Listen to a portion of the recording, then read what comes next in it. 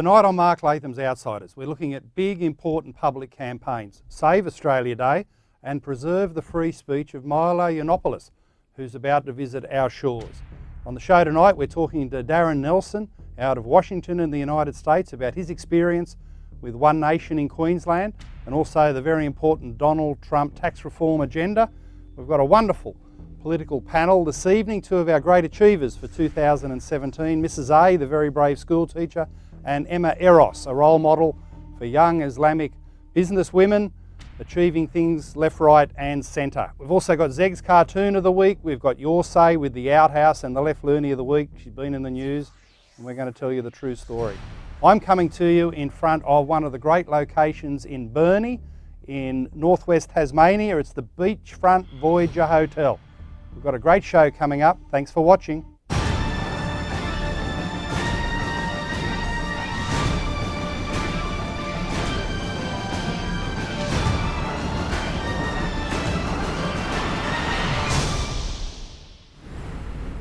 Trigger warning viewers, you've entered a very unsafe space, all those scary words, all the scary information that the leftist snowflakes freak out about. Milo Yiannopoulos is in Australia.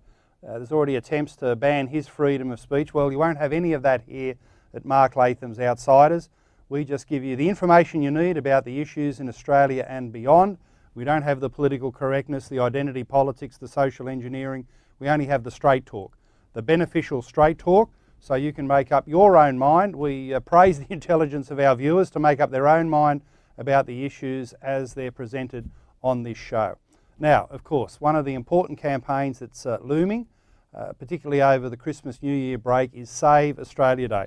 You might remember early in the year I said as soon as the lefties were able to get through their same-sex marriage reform, and we find out now it's without adequate protection of religious freedom, they would march on to their next item on the program of cultural transformation in Australia. They'll try and move Australia Day, our national day, a wonderful day of Australian celebration, from the 26th of January. And on cue, you can set your watch by these kooks, on cue, the ABC Triple J radio program has announced that they've moved their hottest 100 songs. It's been an institution in recent times on Australia Day. The hottest 100 has moved from the 26th of January to the 27th of January.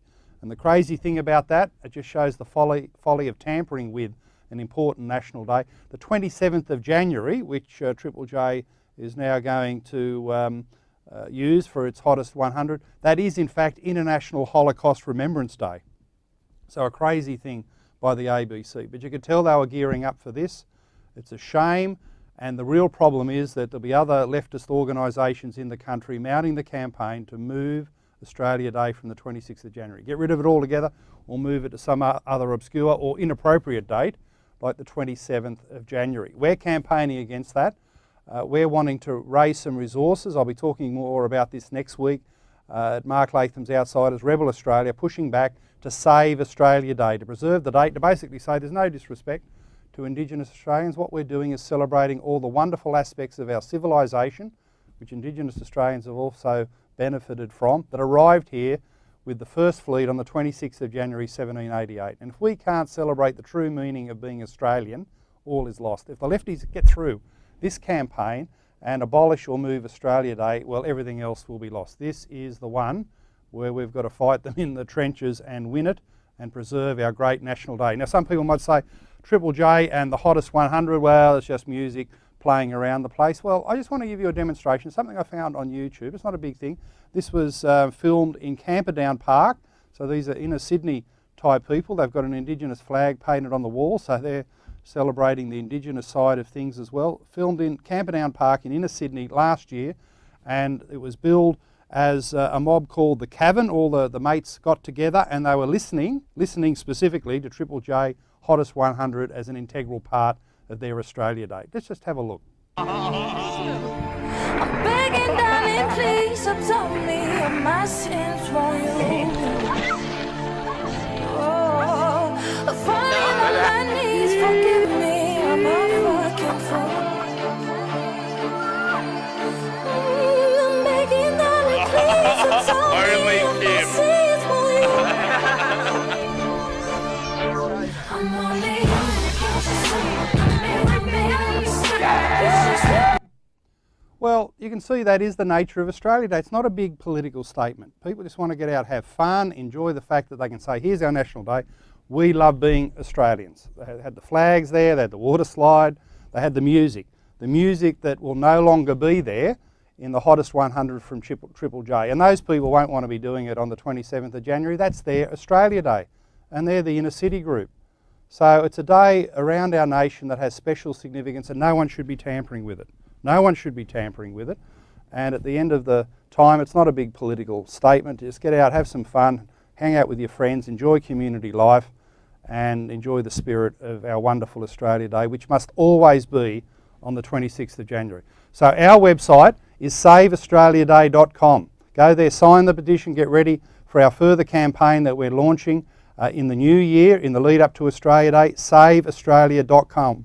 This is the big one, saveaustraliaday.com.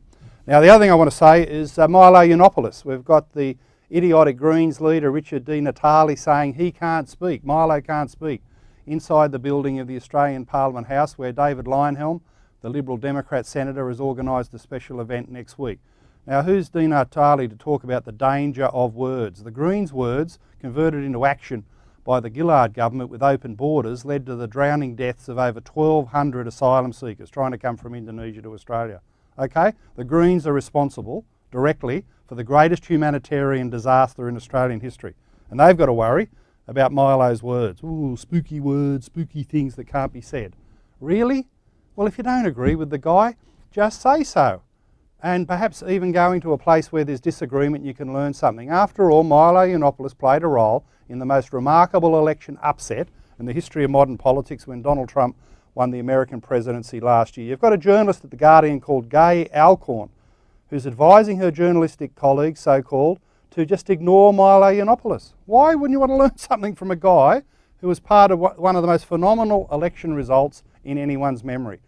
Modern mainstream journalism has become anti-knowledge, anti-information, and it's all about political correctness and trying to lock out alternative voices. You heard Milo on this show. He's got intelligent, well thought through and researched things to say about culture, about politics, about all matters of public debate. Why wouldn't people want to learn from him? And the censorship goes beyond Di Natale. Some of Milo's events, the Snowflake Week venues have dropped out in some cases under ridiculous pressure. And you've also got media outlets, again, going down the path of censorship.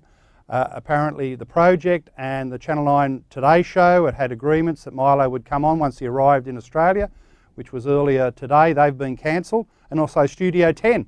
Milo appeared there with a fantastic interview earlier in the year by satellite. The Studio 10 program where Jessica Rowe had been humiliated said, oh, we'll come back when you're actually in Australia, and that too has been cancelled, the invitation withdrawn. So essentially people like Jessica Rowe are running scared of Milo Yiannopoulos because they can't win the debate. Let's have a reminder of how she fared against Milo back then. This was something billed on YouTube as a half-bald feminist debating Milo Yiannopoulos. Very apt indeed. We don't blame, Justin Bieber when his followers who said incredibly racist things about her. Some mean people. So yeah, why and then, I went on CNN and I said it was horrible, so and then, I said it was terrible, so but I'm why not don't you responsible for take what they say. I'm responsible for what I say. of a consequence of what you say, because I think there is so much hate in the world, and you seem to think it's funny. You seem to sort of think... Oh, I do think it... No. But it's not funny.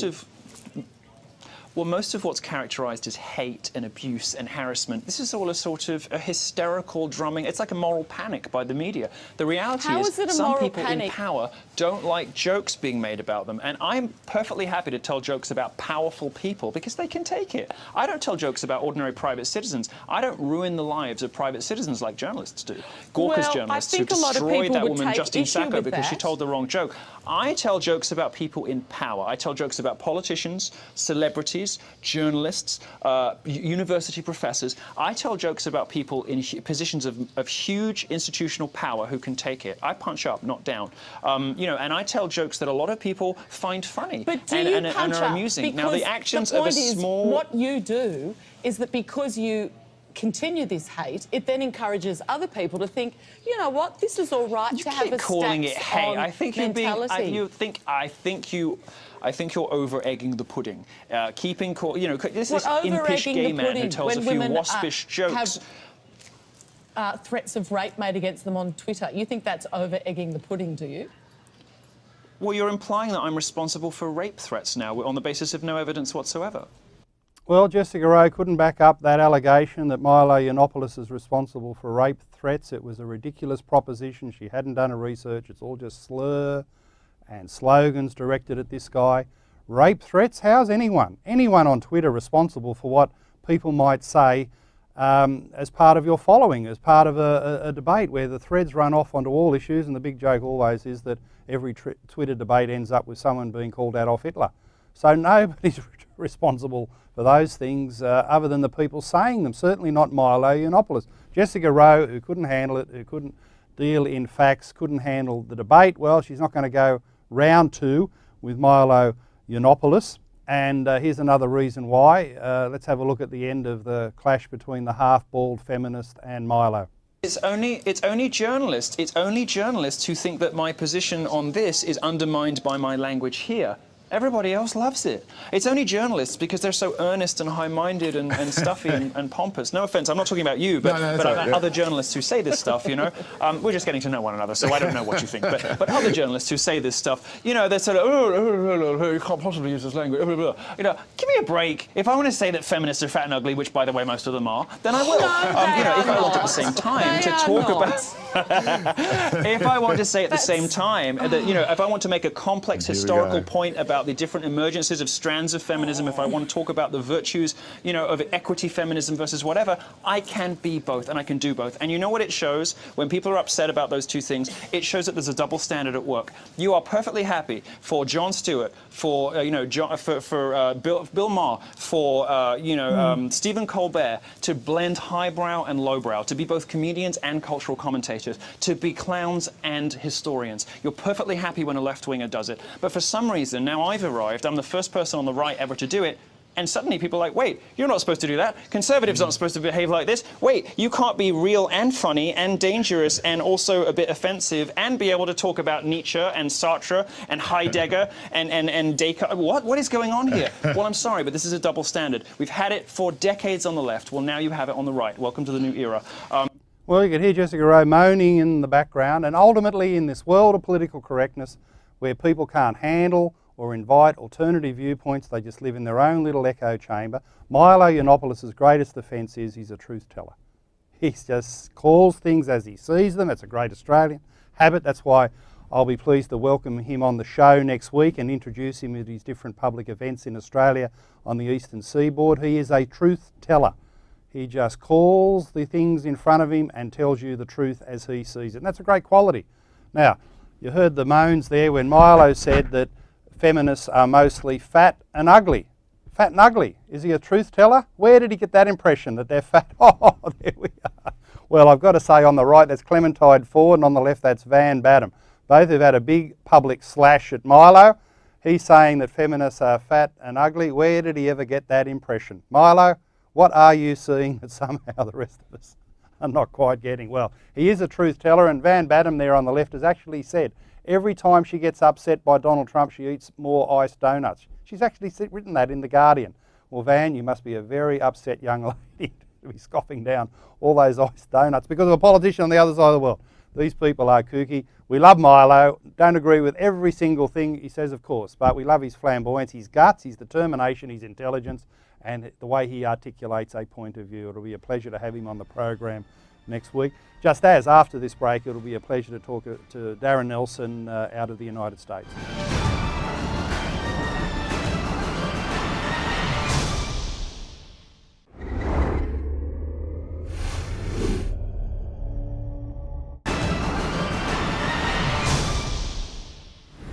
Welcome back to the show, where I'm joined by Darren Nelson, who spent time in Australia as an economic advisor to Senator, or ex-Senator Malcolm Roberts, who also featured unsuccessfully in the recent Queensland election campaign. Darren, thanks for joining us. You're also an economist of note, a dry Austrian economist. Can you just give us a little bit of your background? Hello, Mark, and thanks for having me. I was the former economic policy advisor to Malcolm Roberts. I'm sort of a libertarian conservative, if you like. Christian? I've mainly worked in Australia, things like at Treasury and for regulators and think tanks. Well, coming from that dry economic background, how did you find Pauline Hanson's One Nation, which certainly has a reputation in Australia for protectionist policies, for Fortress Australia economic thinking? Have they actually moved in the right direction to embrace economic openness as an engine for economic growth and prosperity? I'll say I had mixed results. It was an actual joy to work for Malcolm. He is, very literate on economics, and he's very open-minded. I certainly got a good ear from him. I'd say sort of Pauline started to move in some good directions. Maybe not so much on free trade, but certainly tax, obviously climate and energy. And also say the general burden of regulations. So, those were sort of good wins, and she and the party are moving in the right direction on that front. And what future do you see for One Nation? Because in Australia there's always been problems of internal harmony and disunity. Just recently lost this senator who was sworn in one day and walked out the next. And we've had the Queensland election result where One Nation got about 14% statewide, but in the seats they contested, the 60-odd seats they contested, they've actually got a primary vote averaging over 20%. It only translates to 1 or 2 members in the lower house. But what future do you see for them? Can they become a more united, cohesive force for what we call outsider politics in Australia? Maybe. After working for them for a year, I think there's hope, definitely. They brought in, for instance, a very seasoned campaign manager in Michael Pucci, who's a former state LNP MP, and he's a great guy. He's very organized. For me, One Nation's biggest problem is they're still trying to become more professional on the business of politics. They're not quite there yet, but I think they're improving. Yeah, obviously the Queensland campaign was a big advance on Western Australia, which was something of a disaster. I found the Queensland campaign, they spoke too much about it's a media trap, how many seats they were certain to win. Putting the assumption out there they're going to win 10 seats, they'll hold the balance of power. You're much better off in politics just talking about the issues, campaigning, rather than being a commentator about your own destiny. So, as you say, improving their level of professionalism is a big challenge. Yeah, and they're definitely, they move 2 steps and sometimes they move backwards a step. Yeah. But I think they're going in the right direction. What the future ultimately holds over the next 2 or 3 years, I don't know, obviously, but they certainly have the potential to do even better than they've done so far. Well, that's a good summary. 2 steps forward, 1 step back. Speaking of which, it's very similar to Donald Trump's economic agenda, which always has problems in the Congress. You're there in the American Capitol. Are we going to see meaningful tax reform? Yes. I have gotten plugged in, particularly back into the scene on tax. I know a number of sort of tax experts and people who really understand tax policy around Washington, D.C. In fact, I was speaking to one earlier today, and he thought we would go for a vote on the Senate floor this Friday. But as it turns out, it actually might be sooner than Friday. Then there's some other steps that come after that. But there were originally, I think, about 8 senators who were umming and ahhing. And I think ultimately, that is of GOP senators. They're not going to get any Democrats. Just strategically, this is the way the Democrats are going to play it. They're not going to support anything that Trump's doing at the moment. So on the tax front, maybe they might lose McCain. Who knows? McCain, no one really knows. He's more about personal things, except on the topics of defense and foreign affairs, which he's very solid on. He's pretty weak on economic stuff, and he worries about things like Trump calling him names, etc. So they may lose McCain, but they can still get it up by losing McCain. And can you give us a summary of what the tax reform package will mean in practice, particularly comparing it to Australia, where our taxes are way too high with a 49% top marginal tax rate? That is, in Australia, you end up working every second day for the government. It's a big punishment on successful people. What is Trump trying to achieve there? and where will it place him in terms of low taxing small government regimes around the world?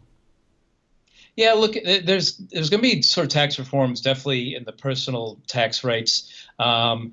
But where they're going to be really heroic in terms of the tax cuts is going to be business, particularly corporations. Right now, they're still arguing over non-corporation businesses. But what they're talking about is 20%, which isn't as good as the 15% that Trump campaigned on, but still 20% is fantastic as a corporate rate, particularly compared to Australia and a lot of other developed countries. There's a whole lot of complex stuff in there. Various trade-offs that they're still debating, and they will, even after the Senate votes for it, there still is another process where the House and Senate agree before it goes to the president. But it's mainly on the business side, although there will be some tax relief at the personal level as well. And as an economist, how do you look at it? Technically, is it a good package? Does it stack up? Oh, look, it could be a lot better, but whether it is really better than what we saw in the Reagan era, it maybe, but let's say this is a huge step forward considering what we've seen in the U.S. Really, we haven't seen any significant tax cuts since the Reagan era. So this is huge, and I think if he gets this up, this sets the groundwork for a lot of other important economic reforms. So one thing to note is a lot of the sort of media discussion, the experts are basing their opinions on the Congressional Budget Office analysis.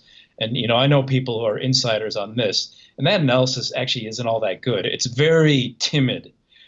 So these tax reforms are going to have a huge boost to economic growth and jobs. And then also that flows back to the actual tax revenue.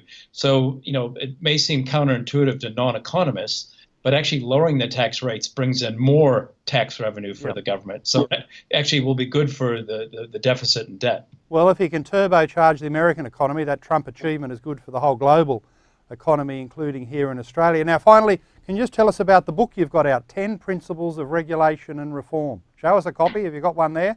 And what's it all about? I do. Beautiful. And perhaps you can make some details available to those who are interested. So what this is, regulation is a huge issue.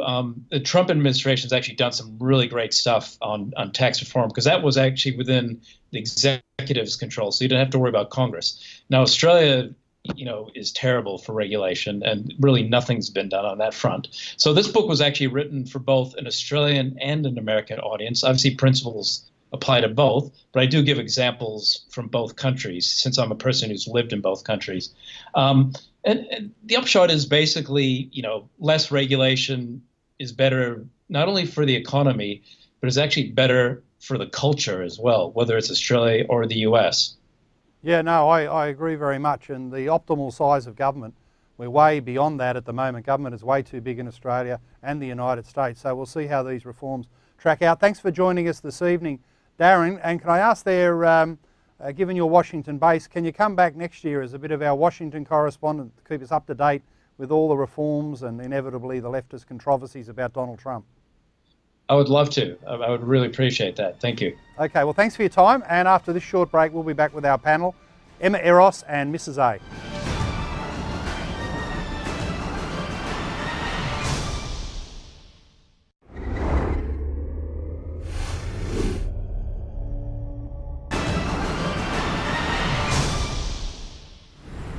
Well, it's our second last show of the year, so I thought for this panel I'd bring in two of our superstars from 2017, two people who really weren't known publicly but have achieved a huge amount through the course of the year.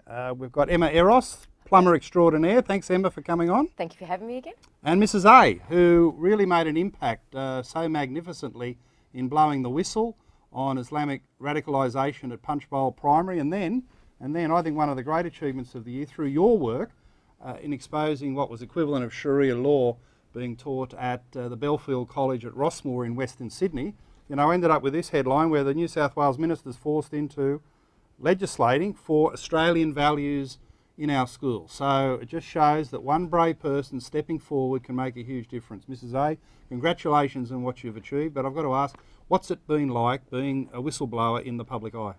First of all, I want to say thank you for having me back again. Life as a whistleblower, it's difficult, and it's been difficult probably since 2012, because the years leading up to when you decide to come out and expose something, they're years that are full of anxiety, trepidation. You're wondering, am I wrong or am I right? In regards to the Caliphate lessons in the Book of Lessons from Belfield, I knew about that for a long time, and I always wondered, was I wrong? Are these lessons related to what's going on? So for many years I sat there wondering, and it builds up inside. So it's quite difficult in the years leading up to when you decide to come out with it. After I came out with it, I faced a lot of scrutiny by a lot of media, but I stood my ground, drawing strength from you and drawing strength from other people and supporters, knowing that I had done the right thing. Well, I think because of you, these issues can no longer be swept under the carpet. I think that's one of the biggest successes that's happened in 2017, not just for us, not just for you, but I think for all Australians, because prior to me coming on the show and us talking about that book and that book being released and given to the Minister, even our Prime Minister was in denial. We know Bill Shorten's in denial, but they're all in denial that young children were being radicalised or open to radicalisation, be it at home, in schools or in mosques. And we've got the reminder because yesterday in Melbourne, Ali Khalif was arrested. He's got Somalian parents, and he was plotting a mass terrorist attack on New Year's Eve at Federation Square in Melbourne, and he's had links to the radicalised youth that killed Curtis Cheng in front of the police building in Parramatta. So these networks exist. They're a massive threat to public safety, and the radicalisation starts in the schools. So Mrs A, are we getting on top of the problem? Look, to be honest, I don't think we are, and I think that we're still going to have to do a little bit more. I think it's fantastic what the Minister's done. He's put it on the table about Australian values, but this isn't the first time that Australian values have been raised for schools. We had Professor Donnelly a couple of years ago talk about Australian values, and these announcements are made, but then it seems to fall flat afterwards. So we need to keep pushing to make sure that we do stay on top of it. I mean, a bit of light-hearted banter. Do we go into schools with a safe schools approach? Oh, no. Is that the approach that we take? That we come up with a program, and whether people like it or not, we go in and we do that. Well, hopefully a better program than that. We want public safety, but not via the insidious safe schools. But I know what you mean. We need a more concerted effort. It's not just about legislation. It's about changing the culture and the teaching in the schools. Now, Emma, you've been a wonderful inspiration this year for talking about Islamic integration, not just an inspiration for all women, but in particular from an Islamic background. What is the key to cultural and community integration? Look, I mean, Islam encourages people to work. It encourages them to work, and I'm just going to read this out. It's considered necessary to establish an equilibrium between one's individuality and social life skills. The Quran instructs Muslims to persistently to work wherever, whenever, right? It asks to provide for yourself and to others if you can, and not to rely upon charity or welfare unless, you just cannot go elsewhere. So I think there's a laziness happening in society, and not just with Islam. In many parts of Australia, we have areas where the welfare system is extremely, the unemployment system, I should say, nobody works, it's high, we're paying, taxpayers are paying for it, and I'm starting to think that perhaps we need to put pressure on, state, Commonwealth needs to put pressure on state or local to have some sort of charter to, what are you going to do about the unemployment in your community, or not learning the language, not assimilating, not working? What are you going to do about it? Because it seems if we just let it go, there's just going to be more unemployment, lack of learning the language, lack of learning basically our Australian culture, value, whatever it may be. It's not happening. There needs to be put, pressure on somebody. Somebody has to own up. I think most people would be wondering, how is it that, given the nature of this Islamic teaching about the virtues of work, you've taken on the message with your very successful career as a businesswoman and a plumber, but we all know of, particularly in our major cities, whole suburbs Yes. that are riddled with welfare dependency. We know the communities there are Islamic. What's gone wrong with them? You know what it is? And I was saying earlier to Mrs. A, is that you have, with Islam's been hijacked with the terrorism, and the other part of it's been hijacked with those lazy people who do not want to work, using Islam as an excuse to not work, not to, assimilate, for whatever it may be, I don't know. And I'm not saying all of them. There's probably a bloody good 20% that actually go out there, work hard, but it's people like myself who are having to defend, my Islam that I know, that what I'm like, that I'm not like the others, and I'm kind of sick of it, because we need to start pushing. Go out there, go work, make something of yourself, because if you don't do it, your child is going to end up just like you. Are you a good role model? And I think parents need to start looking at themselves. Are they good role models for their children? Because we're not just breeding them for the sake of it. Well, there's an idea for the Social Security Minister. Why hasn't he got people like you pushing that message publicly to say, as a role model, Islamic teaching is to work, and bludging on the welfare system is a perversion of it. And we need that message out there. It'd be great to hear the Prime Minister say it. I mean, to actually say to these communities directly, you've got to work. There's no other option. Recently, I looked at some of the lack of English skills in Fairfield, again, an Islamic community there, by and large in the centre of Fairfield, and I put out the idea that after 12 months, if you haven't developed basic English skills, you can't participate in Australia, you shouldn't be living off our welfare system. We need to start enforcing law and order in this country. We need to start saying, no, the answer's no for whatever it is, that's not going to happen. We can't just keep giving you, because if you're just going to keep open checkbook, when does it stop? When does it stop? People just going to, just jump the bandwagon and think that's easy. I mean, I've seen Facebook messages through people that are trying to get into this country saying, telling their friends, come to this country, they give you this, they give you an iPad, they give you a mobile phone, they give you money, you don't have to do anything for it, bro. This is ridiculous. It's very embarrassing. It's wrong. And then you can look at, there's a lot of people that don't have workplace skills. So then you can start talking about volunteer programs. And I mean, we had this conversation on Emma's page, and there was one man that was really opposed to volunteer work. And I broke it down to him and I said, look at the skills that you get from volunteer work. Look at the RSPCA program, for example. People go in there and you learn how to use the mop and bucket. Okay? A lot of people don't know how to use the mop and bucket correctly, but you learn the skills. But prospective employers look at that and go, this person's willing to work for nothing. And then the same gentleman turned around and said, but it'll just be, volunteer programs are abused by employers. Well, you know what? Let's put a cap on it then. Mm-hmm. We have to look at solutions, and instead of looking at the negative to solutions, start going, okay, well, this man thinks that it's going to be abused by employers. Let's put a cap on it. Yeah, it so can't many be volunteers. It can't be open-ended. Welfare right. has got to have a limit. That's right. Now, but Mrs. A, in the school system, your experience as a teacher, what difference would this make in terms of Islamic youth radicalisation? Because surely if the parents are working, that's a positive role model, and the kids aspire to work, make a positive contribution to Australian society. If the parents are welfare bludgers and the kids think, dad's on welfare, granddad's on welfare, that's what you do, isn't that part of the problem? These idle hands lead to mischief of the worst kind? Yeah, it comes back to role models again, as Emma has said and as you have said in the past.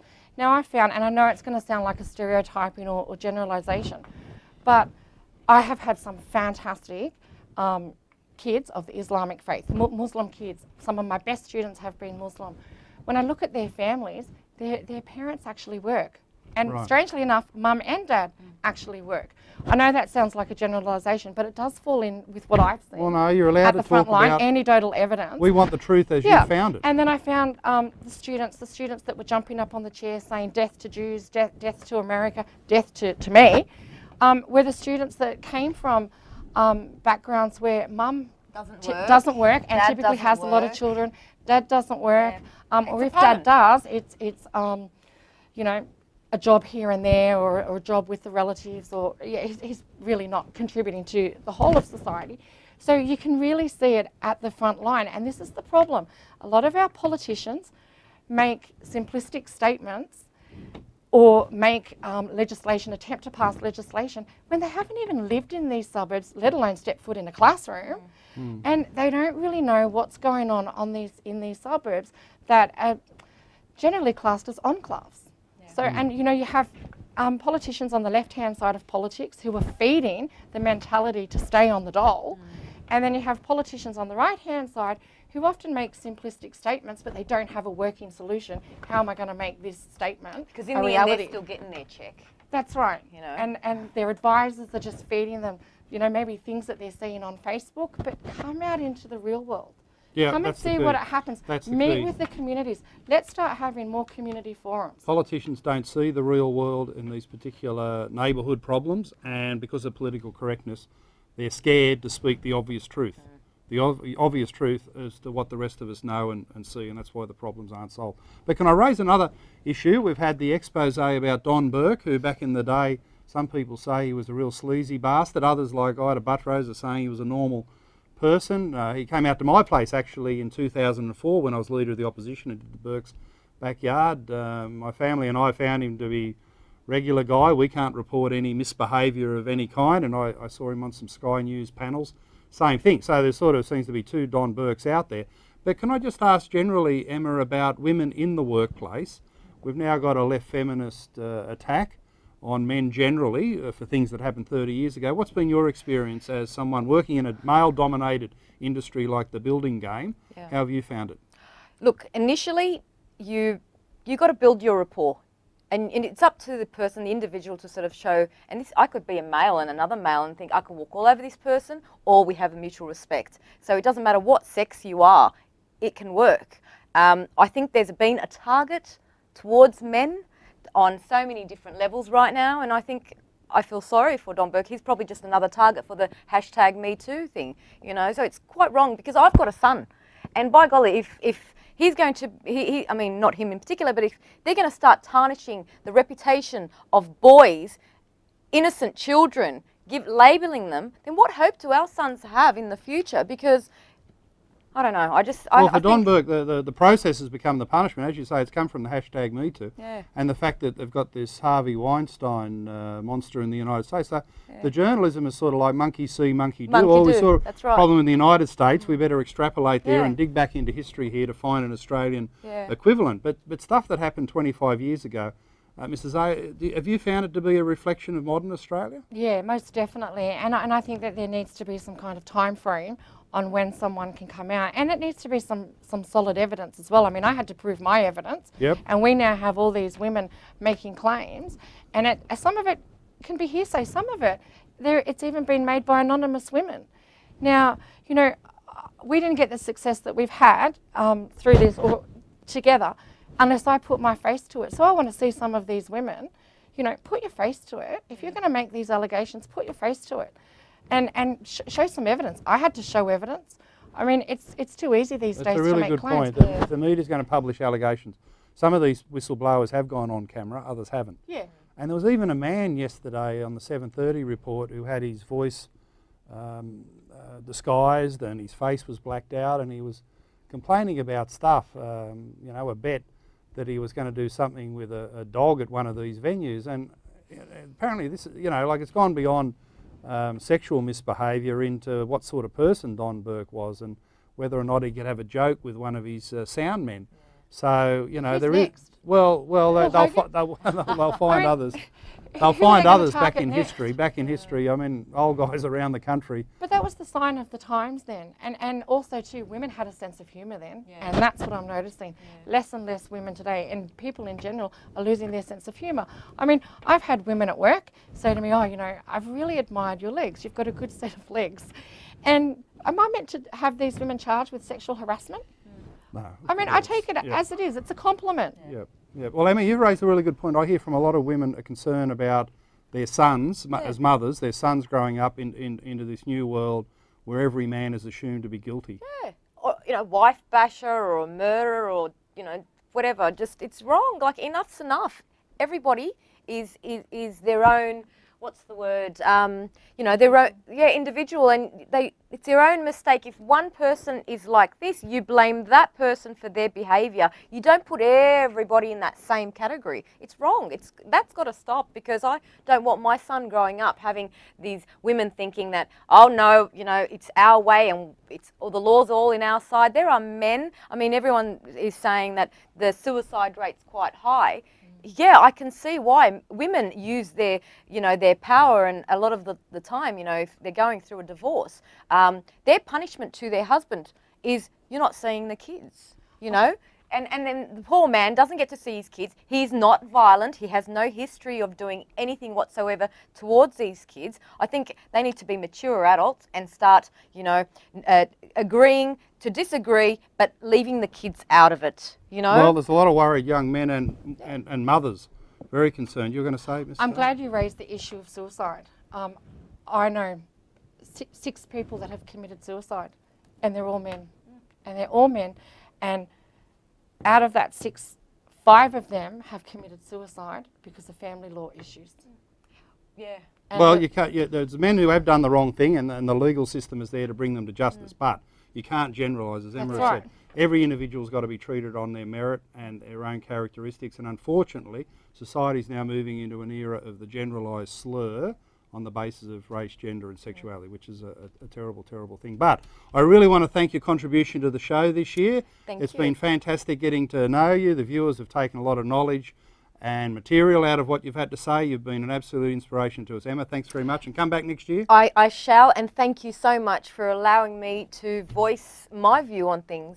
Yeah, well, you're both heroes. Mrs. A, for you, the work in the school system has been fantastic, and I know I speak on behalf of a lot of people to say it's great to know someone had the guts to speak about the obvious problems. So well done. And I know I speak on behalf of many Australians when I thank you for giving people like myself and Emma the platform, and for you being the voice for many Australians who are being silenced. Well, thanks very much. Thanks very much. We've all thank you. achieved a few things this year with the support of our viewers, and of course we wouldn't even have this show if we didn't have supporters out there. So thanks for watching, and we'll be back in a short while to wrap up the program.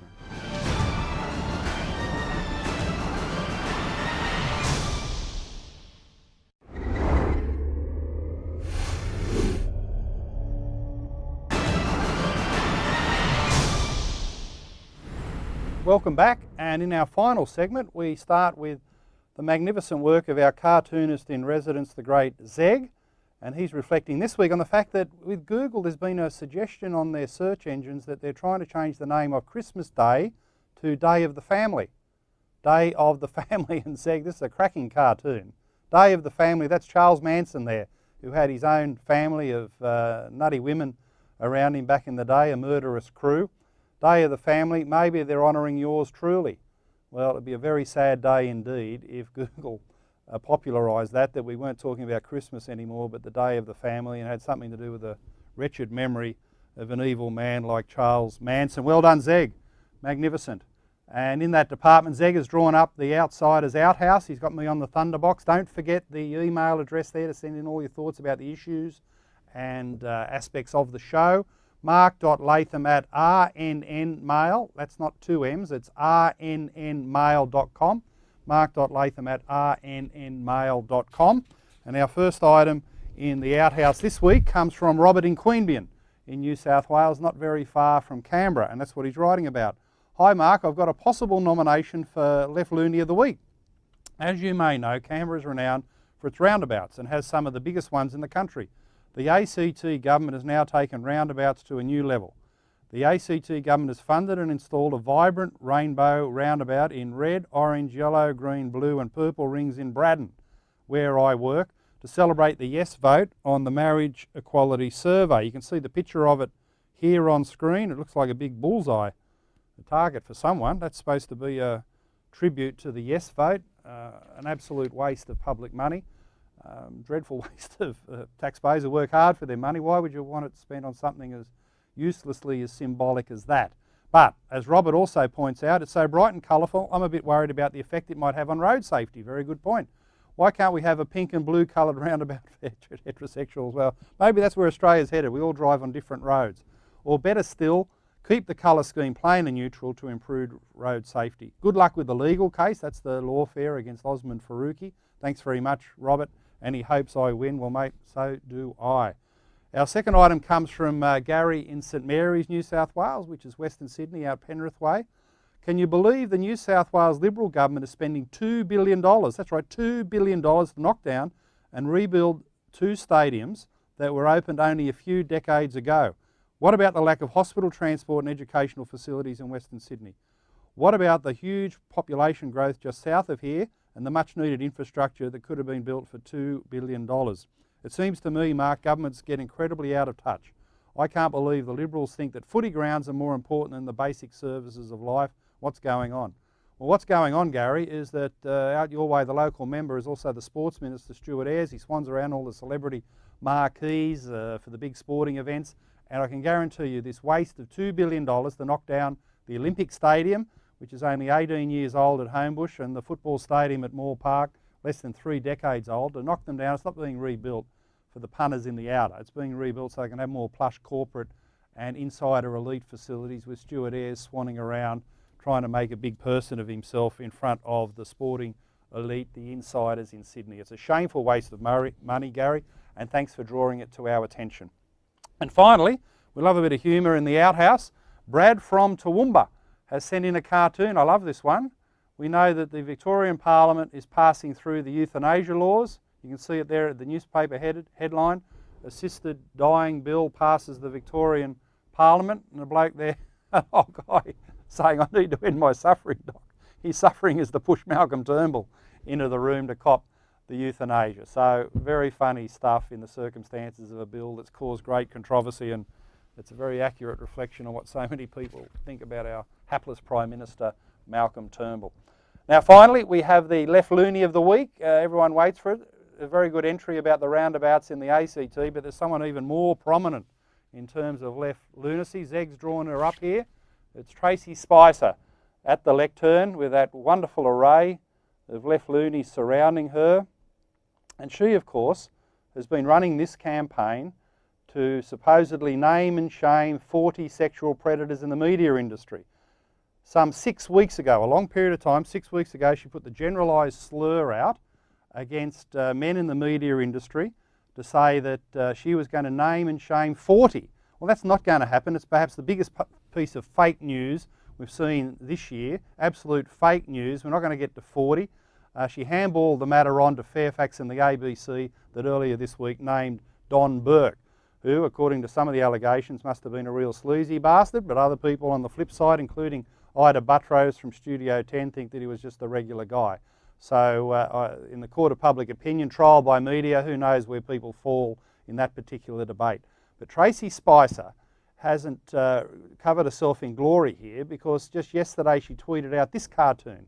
So you can see the cartoon there. It's Tracy Spicer sitting in the room and Don Burke's head like a moose head on the wall, and plaques, empty plaques around the rest of the room indicating this is some big man hunt. Some would say a witch hunt against men, but really, is that the way to present this, as a moose head on the wall? The Don Burke allegations are 25, 30 years old.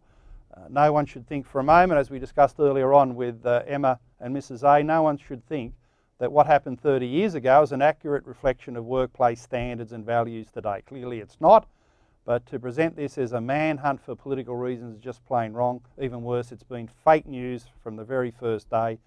Tracy Spicer ain't naming and shaming 40, nowhere near it. It's all just part of a slur against men that really is unacceptable. Let's always just judge things on the facts as we find them. If someone's done the wrong thing, the full weight of the law, remember that, the old legal process should be in play rather than trial by media, and that's the way a civilised, decent, fair society handles things, not according to the left lunacy of Tracy Spicer. So that's our show for this evening. Thanks very much for watching, and we'll be back with our last show for the year. We're going to end it with a bang with the great Milo Yiannopoulos. He'll have free speech and an open forum here, I can guarantee you, on Mark Latham's Outsiders. Thanks for watching, and please join us next Wednesday night.